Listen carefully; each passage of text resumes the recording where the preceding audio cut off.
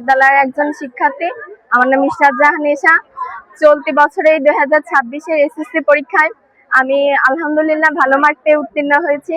আমার result golden GPA 5 পেয়েছি আমি। তো আমার এই এত বড় রেজাল্টের পিছনে আমার আব্বু আম্মুর অবদান হচ্ছে সব থেকে বেশি। তারা যে পরিমাণ চেষ্টা করছে, আমি খুশি যে আমি তাদের খুশি করতে পারছি আমার রেজাল্ট দ্বারা।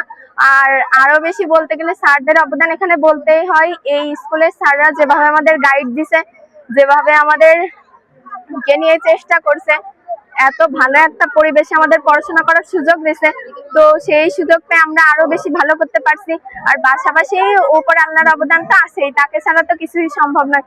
তো শিক্ষকরা আমরা যখন কোথাও একটা বাধাপ্রাপ্ত হয়েছি, তো শিক্ষকরা সেখান থেকে আমাদের তাদের নিজেদের অনুযায়ী আমাদের সামনে এগিয়ে কি করে আমরা ভালো করতে পারবো সবসময় আমাদের অনুপ্রেরণা দিচ্ছে। তো সেইভাবে আমরা ভালো করতে পারছি। তো এখন আমি বলবো সামনে যারা এসএসসি পরীক্ষা দিবে, তো আমি বলবো যে তারা আর একটা কথা চেষ্টা করতে হবে। আমি নিজে বলি আমার কথা, তো আমি চেষ্টা করছিলাম, হয়তো বা অতটাও করছিলাম না, কিন্তু আমি করছি, তার জন্য আমি ফল পাইছি। তো সামনে যারা এসএসসি পরীক্ষা দেবে আমি তাদের বলতে চাই তারাও যেন অনেক বেশি চেষ্টা করে, মন দিয়ে পড়াশোনা করে, আর আব্বু আম্মুর কথা সবসময় শুনে চলে, তাহলে আশা করি তারাও জীবনে আরো অনেক ভালো কিছু করতে পারবে।